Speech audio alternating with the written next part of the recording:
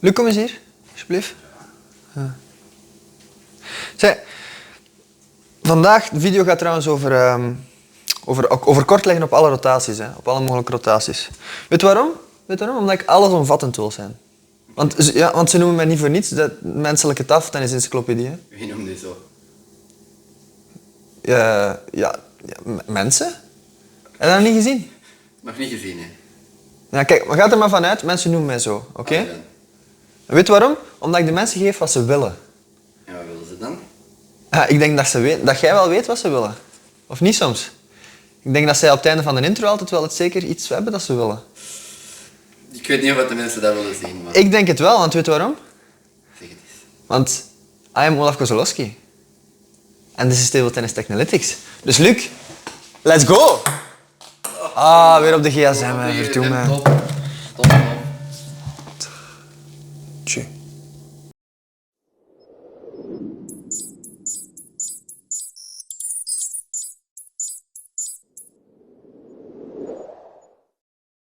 So guys, welcome back. I am here in Antwerp in the Kilipong hall of my sponsor, and today we're doing like a very quick overview of receiving short on every rotation imaginable. Not every serve though, so for example if a reverse pendulum serve and a hook serve, they're the same rotation, so I won't demonstrate them in two different ways, okay? But first of all, before we do that, I just have to give you some main guidelines that you have to apply with every receive, okay? And those are that you need to, first of all, be low enough, then be close enough to the ball, okay? So you cannot stand here, you cannot stand too far from the side, you cannot stay exactly behind the ball. Then third is the shoulder position, okay? So this is with standing upright, you cannot, you have to lean forward. Fourth is to be relaxed and confident, okay? So don't stress it, don't stress it. If you have this, feeling that you're going to miss it anyway, if you're going to tense up too much, you're going to miss it. So be relaxed, be confident in your abilities, that's number 4. And number 5, always push down.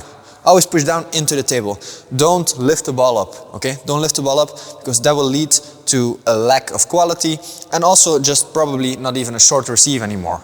So, first of all, it's just going to be a regular side spin serve, okay? So, no spin, down spin, up spin. No spin and up spin are quite overlapping, but first of all, let's just start with the beginning, okay? You want to have your wrist a little bit open. I don't think it's too good to have this sort of completely straight forearm and straight wrist, okay? In my opinion, because the ball is spinning like that, you're going to want to counter it a little bit by having your wrist open a little bit more, and also by, this is your shoulder position, this is where it's going to come in very handy, okay? So for example, on a down spin serve, you're not going to lean forwards as much as you would do with a topspin or a no-spin serve.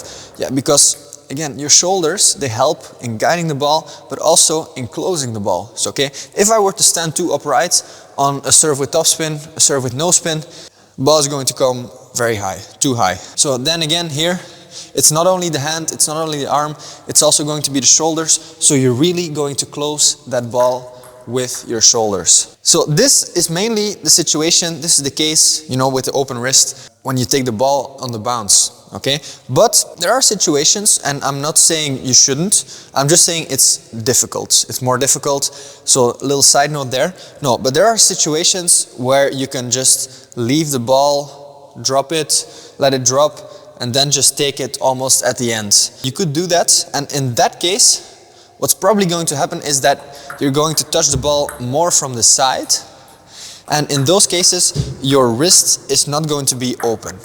In that case it's going to be like sort of straight in the same direction as your forearm, and then you're really going besides the ball when you push short. Okay, so now it's just the straight down spin serve or straight serve without any spin.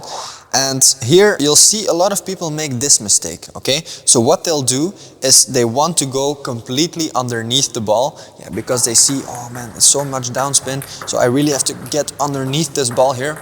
But then comes a time when there is no spin in the serve, and you're going to push completely up. The ball is not going to stay low, and that is the problem here.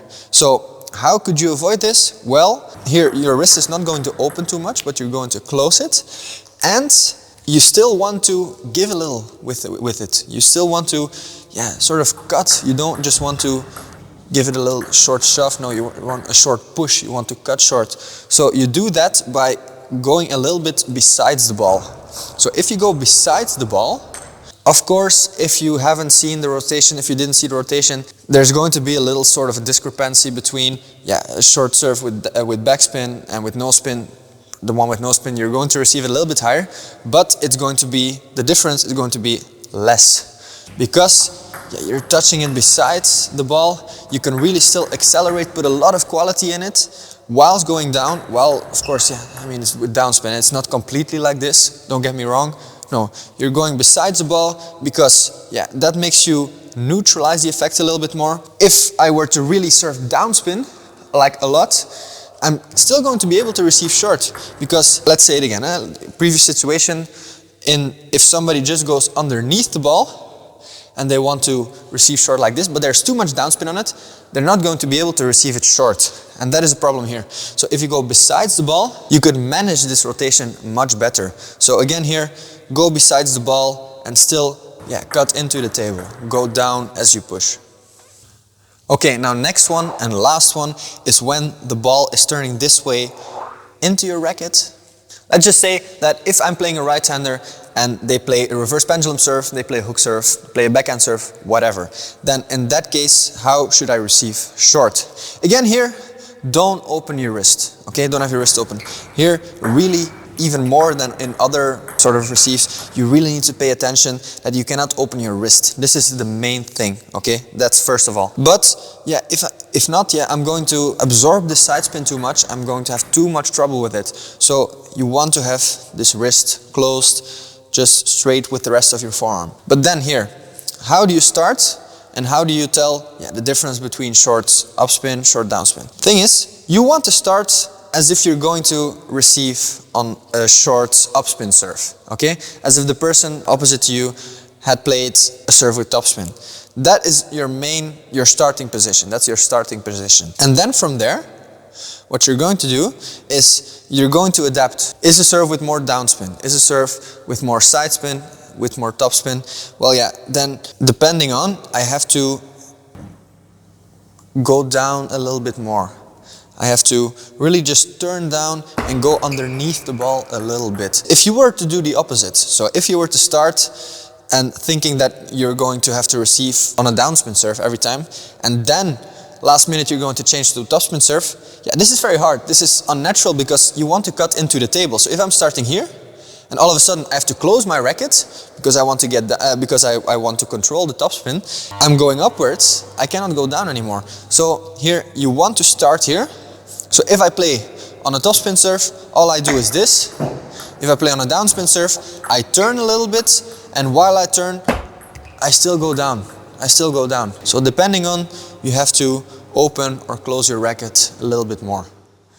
Okay guys, that was the video. Just a quick little overview of how you should receive short on every possible rotation. And as I said in the beginning, all those same principles, they apply everywhere, so that's why I didn't really discuss them so lengthy on the particular serves themselves. I'm focusing a lot on the wrist here because it's such an important aspect. So a lot of your mistakes on receive, they come from having your wrist too open, too closed. So you want to have this, accordingly. You want to have it correctly, first of all, but then as you cut, just have the small acceleration. Just stay relaxed a little bit, okay?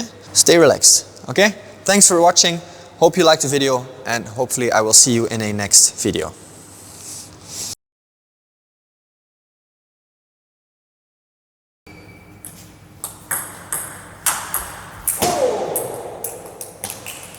Deze is een outro.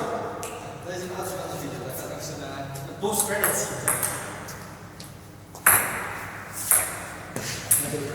Dat is ook weer.